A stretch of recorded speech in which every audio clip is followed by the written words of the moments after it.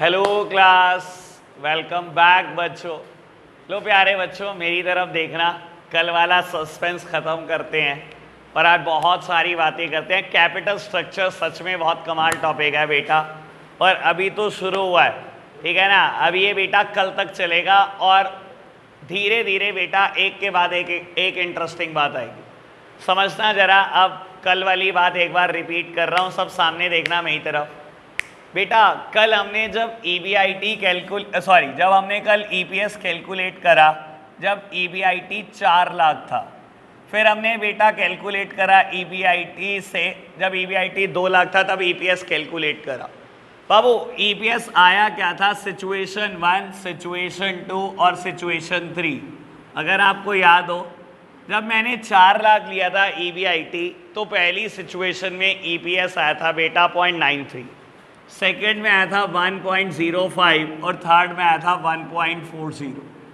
ऐसे ही बेटा जब मैंने ईबीआईटी 2 लाख लिया था, तो पहली सिचुएशन में ईपीएस 0.47, 0.35 और बेटा नील, ये ईपीएस आया था। ठीक है जी बाबू। अब ये क्या हमें रट्टा मारना है कि 4 लाख का ईबीआईटी आया तो ये बढ़ रहा है ईपीएस लोन लेने के साथ साथ, और जब बेटा 2 लाख का ईबीआईटी लिया तो लोन लेने के साथ साथ ईपीएस गिर रहा है? बेटा रट्टा नहीं मारना, इसके पीछे एक कंसेप्ट चल रहा है जो आपको बहुत अच्छे से याद रखना है। और बेटा कैसे करना है समझो, सब सामने देख रहे हैं बेटा, कंसेप्ट का जिक्र करने जा रहा हूँ। बेटा इस पूरी गेम के पीछे, पूरी की पूरी गेम के पीछे कंसेप्ट है नोन एज आरओआई। आरओआई मतलब रिटर्न ऑन इन्वेस्टमेंट, या बेटा कुछ लोग प्यार से इसको आरओई भी बोलते हैं, रिटर्न ऑन इक्विटी भी बोलते हैं, ठीक है ना। आरओआई रिटर्न ऑन इन्वेस्टमेंट, ये वैसे आप अकाउंट्स में भी पढ़ोगे। ऑल दो बेटा मैं हमेशा बोलता हूँ रेशो को किसी को रटने की जरूरत नहीं होती है, हमेशा समझो। नाम ही क्या है? Return on investment. क्या रिटर्न कमा रहे हो, कितनी इन्वेस्टमेंट लगाकर। मैं अगर कोई टेक्निकली फॉर्मूला ना भी लिखूँ तो मैं इतनी सिंपल बात लिख सकता हूँ। नाम ही क्या बेटा? Return on investment, return upon investment. क्या कमाया, कितने पैसे लगाकर। इस सारी के सारी गेम के पीछे ही है, समझना बेटा बहुत आराम से। बेटा पहला क्वेश्चन, मैं कितने रुपए कमा रहा था? 4 लाख रुपए कमा रहा था। कितने पैसे लगे हुए थे बेटा बिजनेस में? 30 लाख। याद है टोटल फंड यूज 30 लाख था sir, total fund use 30 lakh था ना, और ईबीआईटी कितना एज्यूम किया था हमने? 4 लाख रुपए। तो मैं क्या कमा रहा था बेटा? मैं कमा रहा था 13.33%। अब सुनना बेटा, पूरी गेम के पीछे आरओआई है बेटा, पूरी की पूरी गेम के पीछे। सुनना बाबू, जब आपने सारा पैसा अपना लगाया, पहली सिचुएशन की बात कर रहा हूं, ईबीआईटी जब 4 लाख था, तो मैंने सारा पैसा अपना लगाया, कोई लोन नहीं लिया, मेरा ईपीएस आया 0.93। मैंने सोचा यार 10 लाख का लोन ले लेते हैं। मैं बैंक के पास गया, मैंने कहा बैंक लोन चाहिए 10 लाख का। बैंक ने कहा ठीक है दे तो देंगे। मैंने कहा ब्याज बताओ। बैंक ने कहा 10%। मैंने कहा ओके। ऐसे ही था, इंटरेस्ट रेट 10% मानना हुआ था कल वाले एग्जाम्पल में। मैंने कहा जी ओके। बेटा बैंक से मैंने 10 लाख रुपए उठाए 10% पर, ऐसा ही किया, और बेटा इस 10 लाख को अपने बिजनेस में इन्वेस्ट कर दिया। बेटा बिजनेस में जब इन्वेस्ट करा, बिजनेस मुझे कमाई देता है 13.33%। 13.33% कमाया, बैंक का 10% दे दिया। क्या तब भी मेरी जेब के लिए कुछ ना कुछ बच गया? बेटा ये जेब में देख लो बेटा, कमाई बढ़ गई। मैंने कहा बैंक अब तो 20 लाख का loan they.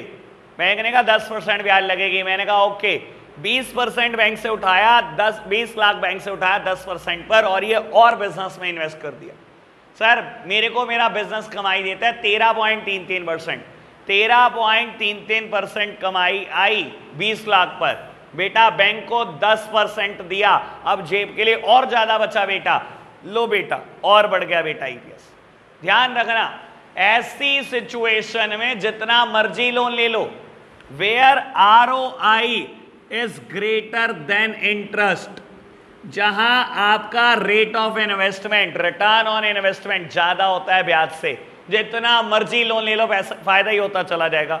It is more और लेस, ये एक ऐसी सिचुएशन है कि आप 10% ब्याज पे पैसा उठा रहे हो और 13.33% पे दिए जा रहे हो। चाहे करोड़ दे दो, चाहे 5 करोड़, चाहे 10 करोड़, फायदा ही होता जाएगा बेटा। वहां से 13.33% आता चला जाएगा, आप 10% देते चले जाना, आपका क्या गया, हमेशा फायदा होगा जितना मर्जी लिए जाओ। समझ आया बेटा? रट्टा मारना है, मार रखा होता है बेटा, मैंने भी मारा हुआ था, आधे से आधा बच्चों ने। क्लियर हुई है ये बात? ओके है ना ये बात? बेटा सेकंड सिचुएशन में फिर क्या हो गया, सुनना बाबू, कैलकुलेट करो चलो आरओआई, क्या कमाया आपने क्या लगाकर। बेटा सेकंड सिचुएशन में हमने ईबीआईटी को 2 लाख एज्यूम किया। कितने पैसे लगे हुए थे बिजनेस में? पैसे 30 लाख लगे हुए थे, याद करो, टोटल फंड यूज 30 लाख था। बेटा क्या कमाया आपने? 6.67%। ROI is less than interest rate, ब्याज ज्यादा है, बिजनेस कमा के आपका इतना दे नहीं रहा। जब मैंने सारा पैसा अपना लगाया तो ईपीएस फिर भी ज्यादा था, ठीक है ना। मैंने 10 लाख लोन पर उठाया, 10% बेटा बिजनेस में इन्वेस्ट कर दिया, मेरा बिजनेस मुझे कमाई देता है सिर्फ 6.67%। तो आपने कौन सा बेटा चज का काम किया? 6.67 आया, बैंक को देना है बेटा 10%, जेब से पैसा डालना पड़ा, तब जाके तो बैंक का कर्जा मुक्ता। बेटा जब जेब से डालना पड़ा, देख लो बेटा ईपीएस उड़ गया, कमाई उड़ गई। बेटा अब मैंने 20 लाख उठा लिया, वो भी 10% पर, और जब बिजनेस में इन्वेस्ट करा, बिजनेस ने कमाई कुछ दी नहीं, बिजनेस ने दिया ही 6.67%। जब बिजनेस से 6.67% आया, अब जेब से और ज्यादा डालना पड़ा। बेटा इतना सारा डालना पड़ा कि मेरी अर्निंग ही उड़ गई, ईपीएस बचा ही कुछ नहीं। समझ आई बात? कैसे? कभी भी नहीं आ सकता बाबू। देख नॉर्मल सिचुएशन के केस में कैसे आएगा नेगेटिव? ईबीआईटी माइनस इंटरेस्ट, ठीक है ना, ये होती है ना सिचुएशन। बाबू आप ज्यादा से ज्यादा अपनी अर्निंग दे दोगे, अगर और ब्याज देनी हुई तो लोन लेके दोगे, ईबीआईटी तो बचेगा ही नहीं, वो तो जीरो ही हो जाएगा ना, नेगेटिव तो कभी नहीं आएगा। अब सुनो, क्या पेपर में बेटा ये जो न्यूमेरिकल की मैंने फिगर एज्यूम करी थी वही आएंगी? एनसीईआरटी में ऑल्दो वो है, पर पेपर में वो कभी नहीं आती। आता तो है न्यूमेरिकल, लेकिन फिगर्स वो नहीं आती बेटा जो मैंने दी थी। आपको क्या करना है बेटा ऐसे केस में? सबसे पहला काम, सारे काम धंधे छोड़ के आरओआई निकाला करो। ऐसे एग्जांपल में आरओआई आपको क्लैरिटी देता है कि ईपीएस बढ़ेगा या गिरेगा। सबसे पहला काम आरओआई निकाला। आरओआई का फॉर्मूला क्या लगाओगे?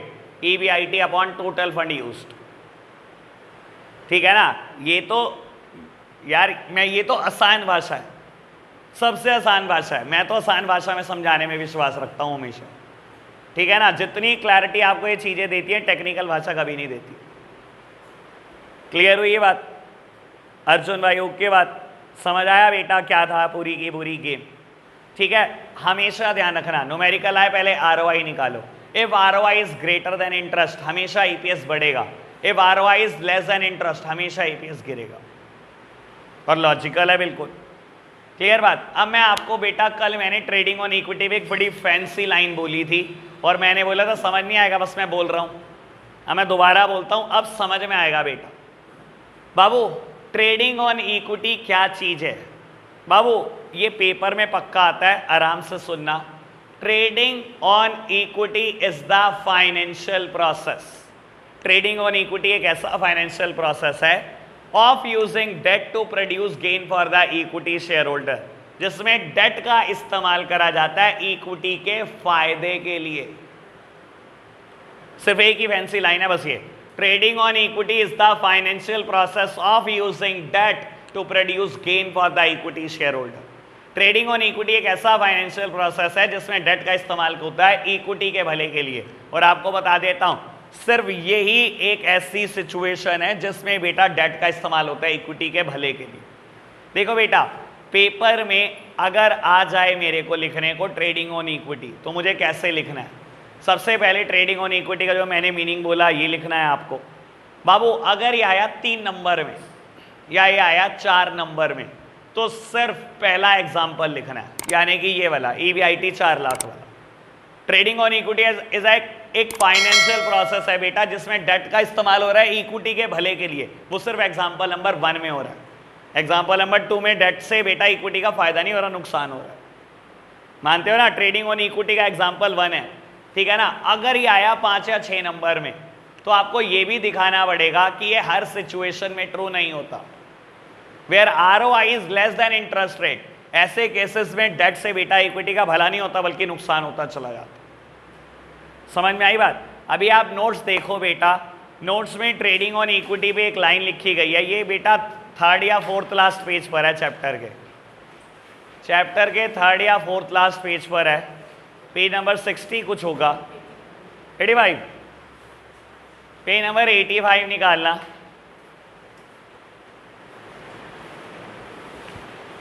बेटा पेज नंबर 85 पर देखो, ट्रेडिंग ऑन इक्विटी पे एक लाइन लिखी गई है। फिर एग्जाम्पल नंबर 1 जो मैंने पढ़ाया पूरा एज इट इज, फिर एग्जाम्पल नंबर 2 जो मैंने पढ़ाया पूरा एज इट इज। एक काम और कर लो, मेरी तरफ देखना, एग्जाम्पल नंबर 1 के आगे बेटा ये जरूर कोट कर लो और ये एग्जाम्पल 2 के आगे लिखना फटाफट से भाई। लो जी, लो प्यारे बच्चों, बेटा मैं एक बार दोबारा रिपीट कर रहा हूँ। ट्रेडिंग ऑन इक्विटी पेपर में आता है लिखने को। मीनिंग है ट्रेडिंग ऑन इक्विटी एक ऐसा फाइनेंशियल प्रोसेस है जिसमें डेट का इस्तेमाल होता है इक्विटी के फायदे के लिए। बाबू सिर्फ पहला ही एक ऐसा एग्जाम्पल है जिसमें डेट का इस्तेमाल हो रहा है इक्विटी के फायदे के लिए। दूसरे एग्जाम्पल में डेट से फायदा नहीं हो रहा, ठीक है ना। आप क्या करोगे बेटा, 3 या 4 नंबर में आया तो बेटा सिर्फ मीनिंग और एग्जाम्पल नंबर 1, लेकिन अगर 5 या 6 नंबर में आया तो बेटा आप एग्जाम्पल नंबर 2 भी कोट करके बताओगे। ये बताओगे कि ट्रेडिंग ऑन इक्विटी कंसेप्ट हमेशा ट्रू नहीं है। ऐसी situation where ROI is less than interest rate, ऐसी सिचुएशन में बेटा ट्रेडिंग ऑन इक्विटी फेल हो जाता है। समझ आई बात? चलो जी, लो प्यारे बच्चों आगे बढ़ते हैं। अब एक बात बता देता हूं, कोई सा बेटा आपको फिगर चेंज करके देता रहे, कुछ भी करा लो, ईबीआईटी चेंज कर दे, टोटल फंड यूज चेंज कर दे, कुछ भी कर दे, आप सबसे पहली जिम्मेदारी लो कि मुझे आरओआई कैलकुलेट करना है। आपको पता रहेगा ईपीएस बढ़ेगा या गिरेगा। चलो जी, लो प्यारे बच्चों, अभी भी ये कंसेप्ट खत्म नहीं हुआ, चर्चा अभी यहीं चल रही है। बेटा मुझे एक डेट का फायदा और दिखाना है आप सबको, ठीक है ना। ऑल्दो ये बात भी मैंने 11th में कभी ना कभी चर्चा की है। लो सब सामने देख रहे हैं मेरी तरफ, और बेटा एक और डेट का फायदा दिखाने की कोशिश कर रहा, ठीक है ना। शिवांशु यही न्यूमेरिकल चल रहा है, हाँ तेरे को तो ऐसे ही फेवरेट लग रहा है ये। अच्छा तूने पढ़ा था क्या? तो कब से पढ़ने लगा? 12th में तो पढ़ता नहीं, 11th में कहाँ पढ़ा तूने? लो जी, लो प्यारे बच्चों, बेटा मैं ना 2 सिचुएशन ले रहा हूँ और दोनों सिचुएशन को बिल्कुल बराबर लूँगा, ठीक है ना। बस एक सिचुएशन में पैसा लूँगा डेट से और एक सिचुएशन में पैसा लूँगा प्रेफरेंस शेयर से। अभी तक प्रेफरेंस शेयर नहीं आए, अब पहली बार प्रेफरेंस शेयर को इंट्रोड्यूस कर रहा हूँ, ठीक है जी। दोनों सिचुएशन बिल्कुल बराबर चाहिए मुझे। बेटा मैंने लिखा 10% डेट और फंड लिए 10 lakh, 10% preference share capital, fund लिए 10 लाख। दोनों केस में पैसा चाहिए मुझे 10 लाख। अगर डेट से पैसा लिया तो डेट की ब्याज भी 10%, प्रेफरेंस से पैसा लिया तो प्रेफरेंस शेयर कैपिटल का प्रेफरेंस डिविडेंड भी 10%, बिल्कुल बराबर। टैक्स दोनों केस में बेटा 30% और बेटा दोनों केस में ईबीआईटी 4 लाख रुपए ले लो। लो जी, ईबीआईटी बेटा दोनों केस में 4 लाख रुपए। मैंने बेटा आप बहुत अच्छे से देख लो, सिचुएशन बिल्कुल बराबर रखी है, बिल्कुल ओके, ओके है ना बात? दोनों बराबर हैं बेटा, ईपीएस बराबर आना चाहिए। जब सब कुछ बराबर तो ईपीएस बराबर आना चाहिए। लो प्यारे बच्चों देखते हैं बेटा ईपीएस का क्या होता है। बाबू ईबीआईटी की फुल फॉर्म क्या थी? Earning before interest and taxes, ठीक है ना जी। बेटा earning before interest and taxes कितनी दी हुई है मुझे? 4 लाख रुपए। लो जी बेटा मैंने दोनों केस में earning before interest and taxes लिख दी 4 लाख। लो जी सबसे पहले माइनस कराएंगे इंटरेस्ट। शिवांशु कितना है इंटरेस्ट? कितना है इंटरेस्ट?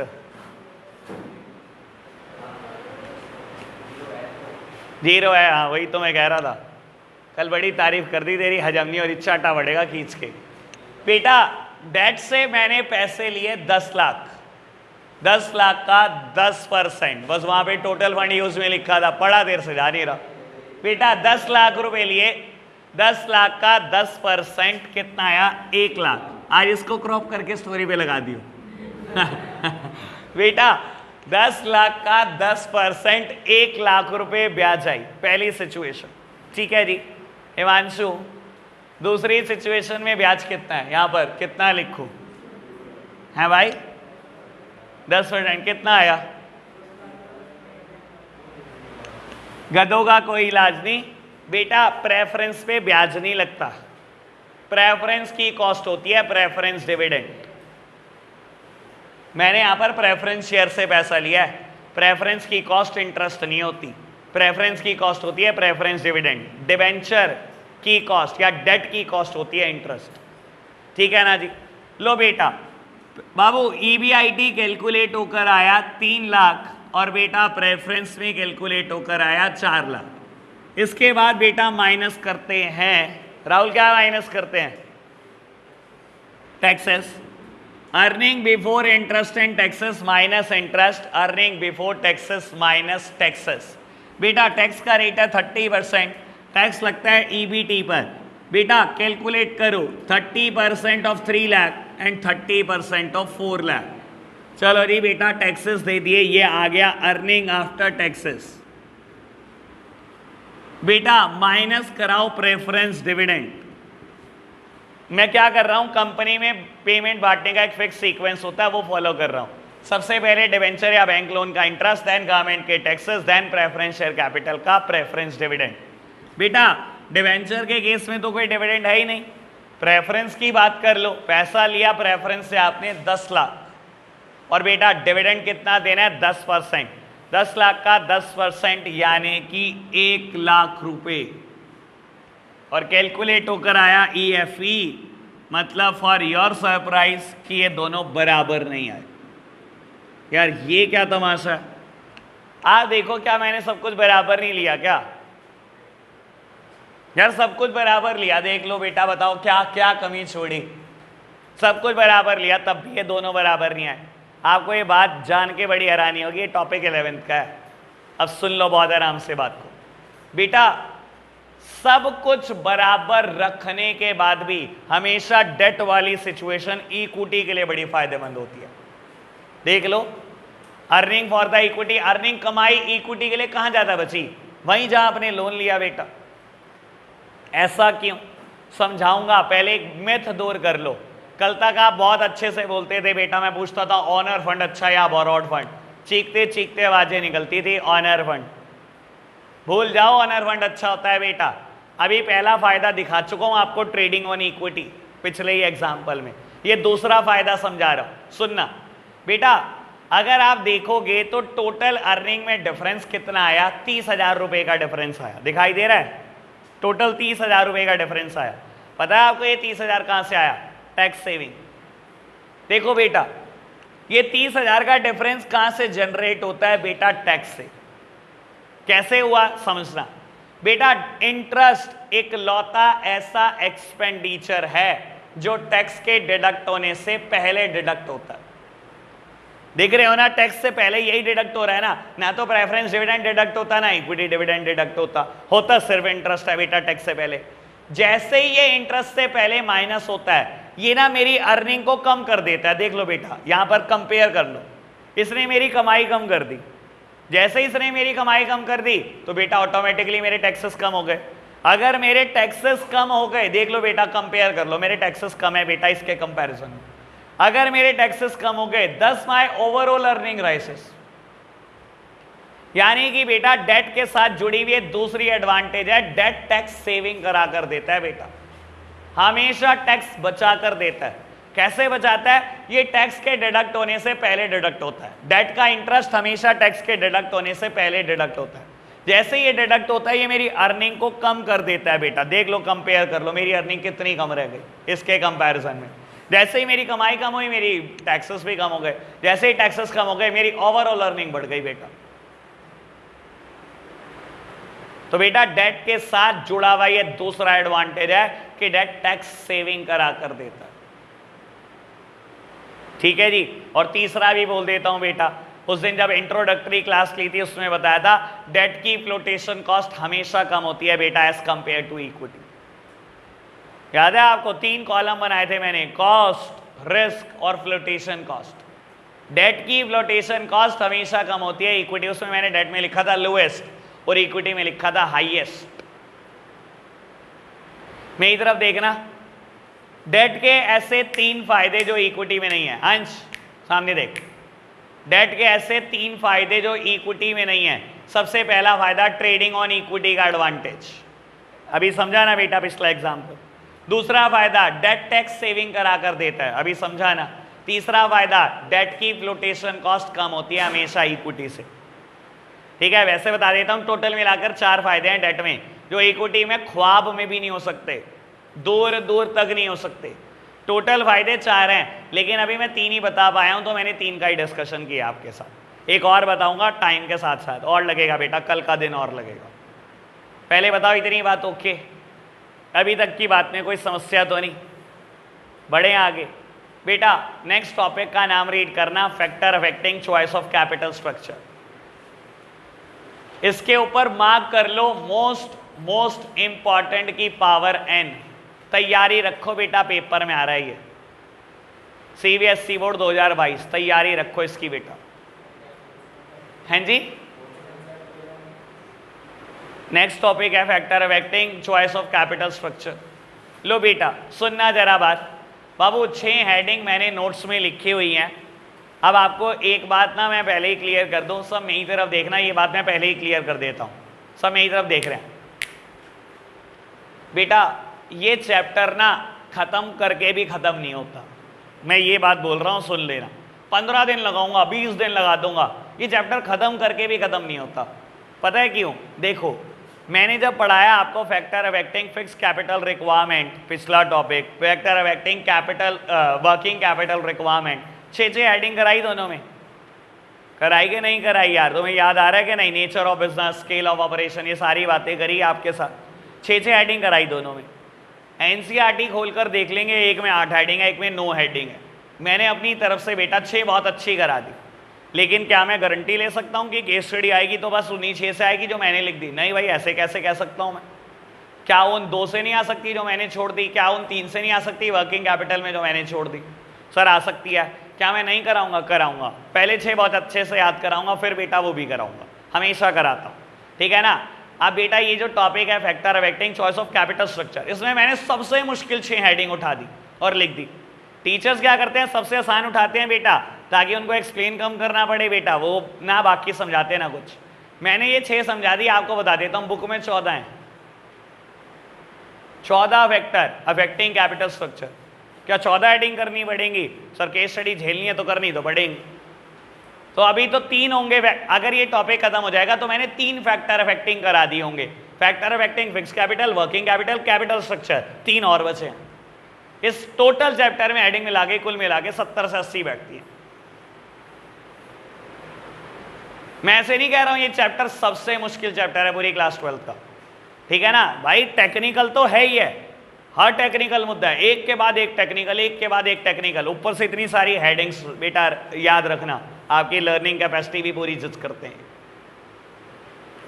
ठीक है ना? और बता रहा हूं, अभी बोल रहा हूं, सर स्ट्रेंथ है। अगर इसमें ना तुम एज ले पाए ना किसी और अपने कॉम्पिटिटर से, तो सर फिर आए क्यों?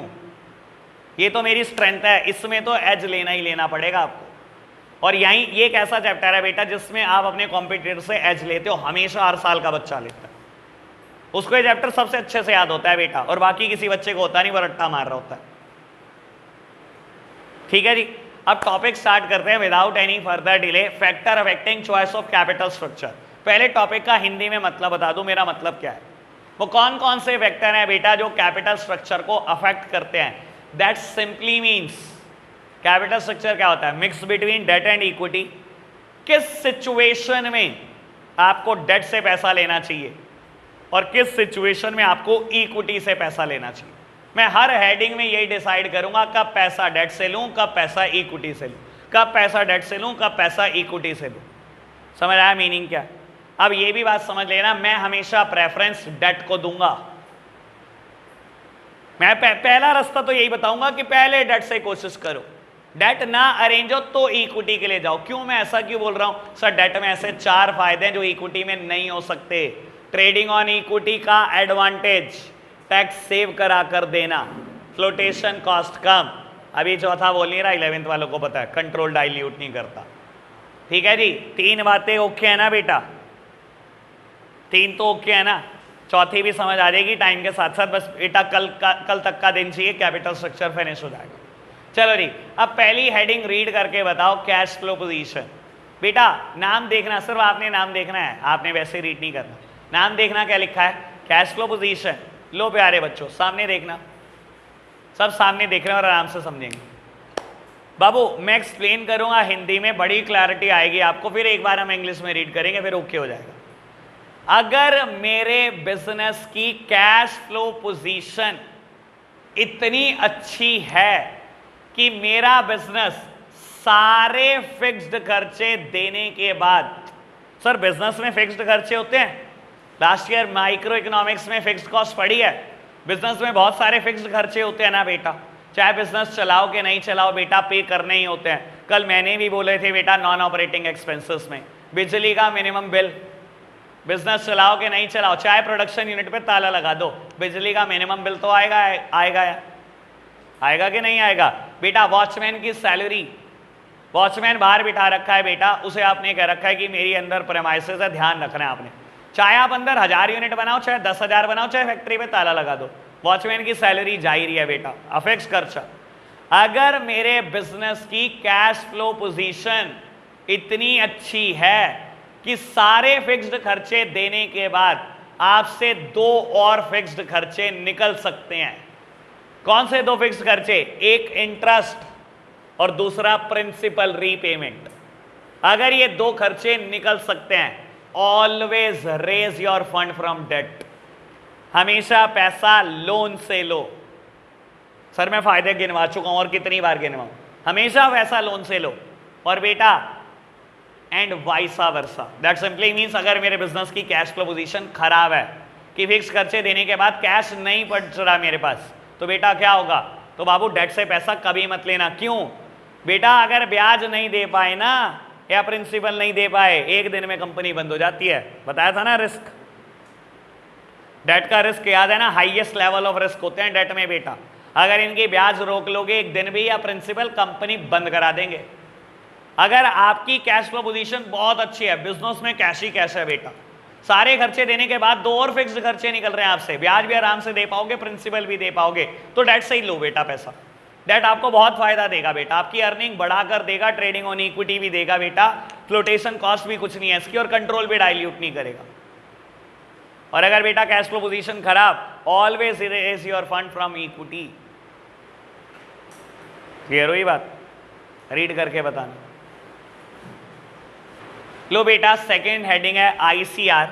बाबू एक मुश्किल हेडिंग में से एक, ठीक है ना, मैं आपको बता देता हूं, टीचर्स के नोट्स में ये हेडिंग दिखाई नहीं देती। और तीसरी हेडिंग है डीएससीआर, वो उससे भी मुश्किल बेटा, अकेली हेडिंग कराने के लिए पौना घंटा लूंगा। जो तीसरी हेडिंग है अकेली हेडिंग कराने के लिए पौना घंटा लूंगा। अब जो हेडिंग कराऊंगा 20 मिनट में कराऊंगा, ठीक है ना। एक हेडिंग कराने में 20-20 मिनट लूंगा, कल 45 मिनट लूंगा एक हेडिंग कराने में, ठीक है ना। आपको बता रहा हूं बेटा, टीचर्स के नोट्स में से गायब होती है हेडिंग, और मेरे को मजा नहीं आता बेटा जब तक ये कराऊं ना। सुनना बहुत आराम से बेटा, कौर है ये। चलो जी, इंटरेस्ट कवरेज रेशो बेटा, सेकंड हेडिंग है इंटरेस्ट कवरेज रेशो। सब आराम से देखेंगे मेरी तरफ, ऑल्दो पहले मैं फॉर्मूला रटवाऊंगा और बेटा पूरे 2 मिनट के बाद आपको फॉर्मूला समझ में आ जाएगा पक्का, ठीक है जी। बेटा मैं समझाऊंगा, कौर मेरी बेटा समझाना ही है, रटवा रहा हूं सिर्फ 2 मिनट के लिए, क्योंकि मैं अभी एकदम से नहीं बता सकता कि बेटा ये फॉर्मूला बना कैसे, ठीक है ना।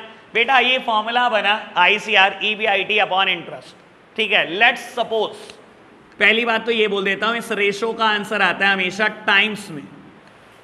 सबसे पहली बात तो ये बोल देता हूं, इस रेशो का आंसर आता है टाइम्स में। मतलब क्या, अभी क्लैरिटी देता हूं। मान लो बेटा कभी मेरा ईबीआईटी 10 लाख हो और मैंने ब्याज देनी हो बेटा 2 लाख रुपए, ठीक है। तो ये रेशो का आंसर आया 5 टाइम्स। ठीक है, कभी बेटा EBIT हो 12 लाख, इंटरेस्ट मैंने देना 2 लाख, इस रेशो का आंसर आया 6 टाइम्स। कभी ये 14 लाख हो, देना हो 2 लाख, इस रेशो का आंसर आया 7 टाइम्स। प्यारे बच्चों बस अब समझ में आना शुरू हो जाएगा, बड़ी देर होगी रट्टा मारते हो। सुनना बेटा, आपको इसका नाम बताता हूं, देखो पढ़ के देखो क्या नाम है, इंटरेस्ट कवरेज रेशो। मतलब आपकी कमाइयां इंटरेस्ट को कितनी बार कवर कर लेती हैं। मेरे बिजनेस की कमाई ब्याज को कितनी बार कवर कर लेती हैं। समझाने के लिए इसको रीड करना सिखाता हूं आपको। रेशो रट्टा नहीं मारते बेटा, रीड करते हैं। बेटा मैं 2 तरीके से रीड कर सकता हूं, बहुत आराम से सुनना, दोनों ही तरीके। मैं इतना पैसा कमा रहा हूं कि ब्याज ना 5 बार दे सकता हूं, या मैं ब्याज से ना 5 गुना पैसा कमा रहा हूं। रीड किया जा रहा है? सर मैं भी तो यही बोल रहा था। इंटरेस्ट कवरेज रेशो, आपकी कमाई ब्याज को कितनी बार कवर करती है, इंटरेस्ट कवरेज रेशो। समझ आया? इतना पैसा कमा रहा है मेरा बिजनेस, ब्याज तो 5 बार दे देगा, 5 बार, या ब्याज से तो 5 गुना पैसा कमा रहे हैं हम। रीड किया जा रहा है?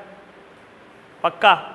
समझाना शुरू करूं? ये तो बेटा सिर्फ रेशो रीड कराई, कैपिटल स्ट्रक्चर की तो बात ही नहीं करी। अब इंट्रोड्यूस करूंगा इसमें कैपिटल स्ट्रक्चर। सुनना, आपको बता देता हूं, इसको अकाउंट्स में भी पढ़ने को आपको मिलेगा। ठीक है जी, मैंने समझा दिया, जैसे भी आपका कोई टीचर कराएगा वैसे कर लेगा। बाबू समझना जरा, बाबू ICR होता क्या? सबसे पहले तो आप पेपर में ICR के बारे में लिखोगे, जब इस हेडिंग को लिखोगे कैसे लिखना सुनना। ICR refers to the number of times your earning before interest and taxes cover the interest payment obligation। मैंने इसी बात को बेटा इंग्लिश में बोल दिया, मैंने कुछ अनोखा तीर नहीं मारा। ICR क्या बताता है? ICR refers to the number of times your earning before interest and taxes cover the interest payment obligation। ICR क्या बताता है बेटा? आपकी earning before interest and taxes interest को कितनी बार कवर करती हैं। अब सुनना बेटा काम की बातें। Higher the ratio lower shall be the risk of company failing to meet its interest payment obligation. मैं क्या बोल रहा हूं बेटा, जैसे जैसे ये रेशो बढ़ती चली जाएगी वैसे वैसे रिस्क कम होता चला जाएगा कि कंपनी ब्याज के पैसे भी नहीं दे पा रही। मैं बोलता हूं बेटा ये रेशो 1 टाइम है, आपकी EBIT भी 2 लाख है और ब्याज भी देना है 2 लाख, आंसर आया 1 टाइम। ये रेशो है बेटा 2 टाइम्स। बेटा अभी रिस्क है, अभी तो रिस्क है कि पता नहीं कंपनी ब्याज कैसे देगी यार, बहुत और खर्चे हैं बेटा, पता नहीं ब्याज कैसे निकालेगी, देगी भी कि नहीं देगी बेटा। लेकिन जैसे जैसे ये रेशो बढ़ती चली जा रही है आपको दिखाई देता और जा रहा होगा बेटा कि कंपनी ब्याज के पैसे तो रोकेगी नहीं, बहुत आराम से दे देगी। यार 10 लाख कमा रहे हैं क्या 2 लाख भी नहीं देंगे क्या? यार 12 कमा रहे हैं ब्याज के 2 लाख भी नहीं देंगे। मैंने क्या बोला? Higher the ratio lower shall be the risk of company failing to meet its interest payment obligation. जितनी ज्यादा ये रेशो उतना कम रिस्क की कंपनी से ब्याज के पैसे भी नहीं दिए जा रहे। ओके बात? अगर बेटा मैं कमाई 2 लाख रहा हूं तो शायद मैं बोल सकता हूं यार अभी रिस्की है, पता नहीं ब्याज कैसे देगी कंपनी। मैं कमाई 4 लाख रहा हूं, देने ही ब्याज के 2 लाख है, फिर भी मैं बोल सकता हूं कि अभी भी रिस्की है बेटा। लेकिन मैं कमाई 10-12 लाख रहा हूं तो 2 लाख भी नहीं दूंगा क्या? जितनी ज्यादा कमाइयां उतना कम रिस्क की कंपनी ब्याज के पैसे रोक ले। समझ आई बात? चलो अब एक बात और, अच्छा अगर ये रेशो ज्यादा दिखाई दे तो पैसा डेट से लूं इक्विटी से? डेट से। क्यों? क्योंकि बेटा अगर ये रेशो ज्यादा है, देख लो 5, 6, 7 टाइम्स है तो ये आराम से ब्याज दे पा रहे हो ना यार। लो जब ब्याज दे सकते हो तो हमेशा डेट फायदा देगा आपको, इक्विटी फायदा नहीं देता, डेट फायदा देता है बेटा। अगर ये रेशो ज्यादा हो हमेशा पैसा डेट से लो एंड वाइसा वर्सा।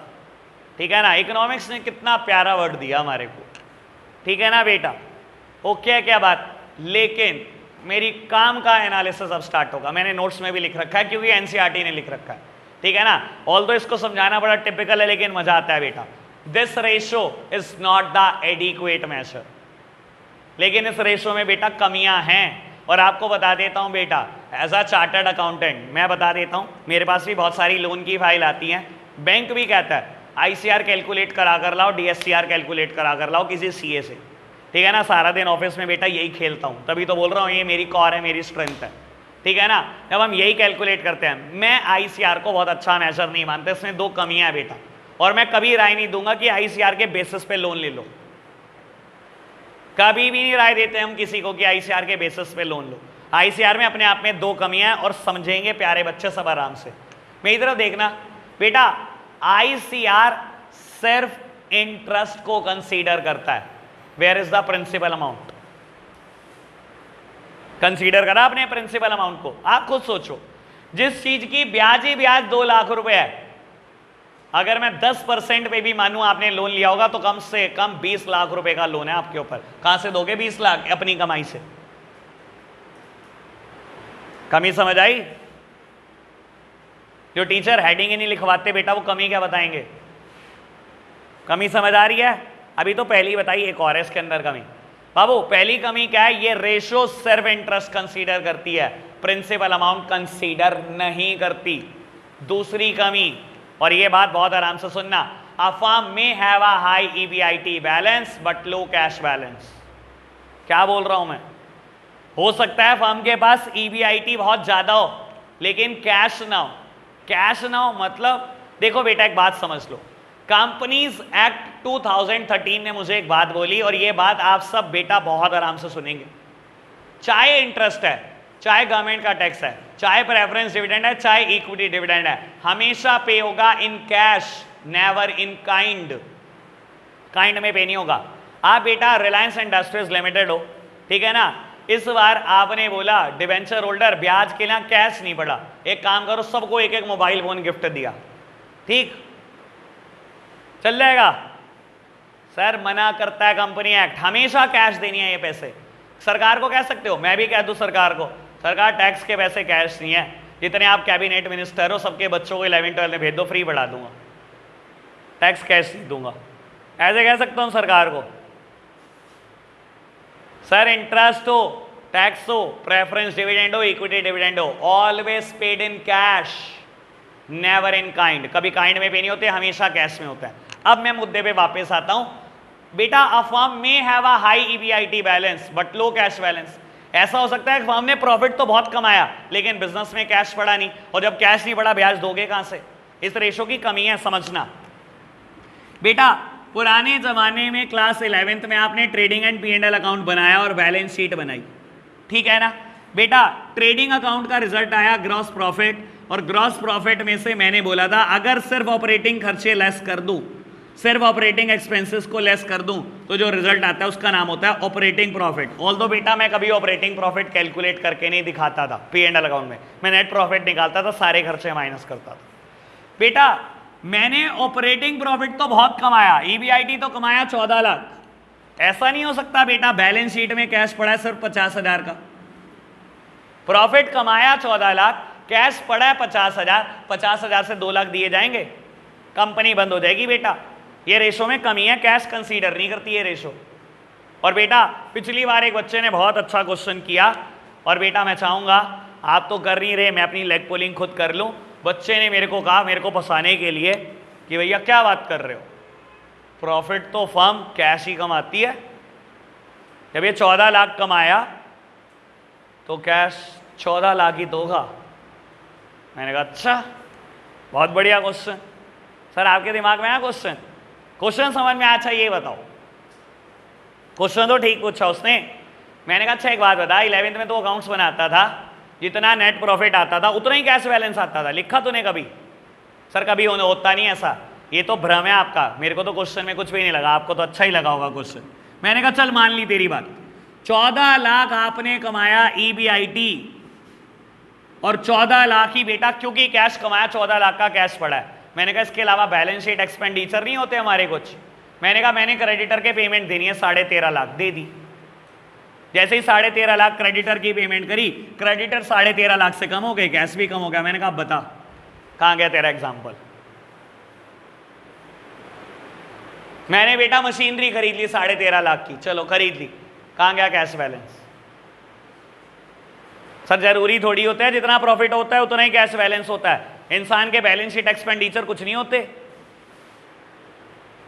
समझ में आ रही है कमी कैश रेशो में? सर प्रॉफिट को देखकर आपने किसी को सजेस्ट कर दिया ले ले भाई डेट से पैसा ले ले, उसने बेटा देखा प्रॉफिट 14 लाख, ब्याज देनी है 2 लाख, ले भाई ले फटाफट पैसा ले ले आईसीआर से, ले ले डेट से पैसा, उसने लोन उठा लिया बेटा, कैश पड़ा नहीं बिजनेस में, दोगे कहां से ब्याज?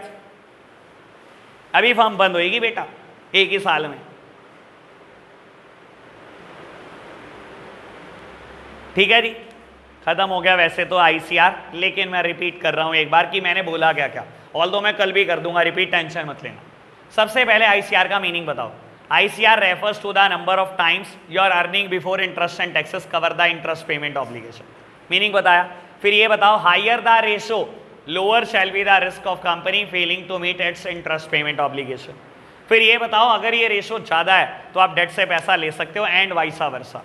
फिर ये बताओ this ratio is not the adequate measure, इस रेशो में कमियां भी है, 2 कमियां, और मैं बोलता हूं कमियां ध्यान रखनी हो, एक बेटा कमी उठाओ न्यूमरेटर से, एक डिनोमिनेटर से। A firm may have a high EBIT balance but low cash balance. ये रेशो इंटरेस्ट कंसीडर करती है, प्रिंसिपल कंसीडर नहीं करती। अगर ये फॉर्मूला याद है बेटा, यहीं से बेटा कमियां भी याद रहनी चाहिए। और आपको बता देता हूं, मुझे ये रेशो वर्ड बाय वर्ड याद करानी है, जैसे मैं बोल रहा हूं वैसे ही आपको भी याद कराऊंगा, कल कराऊंगा। लेकिन समझ आई बेटा? आज के लिए हम इतना ही रखते हैं बेटा, बाय बाय।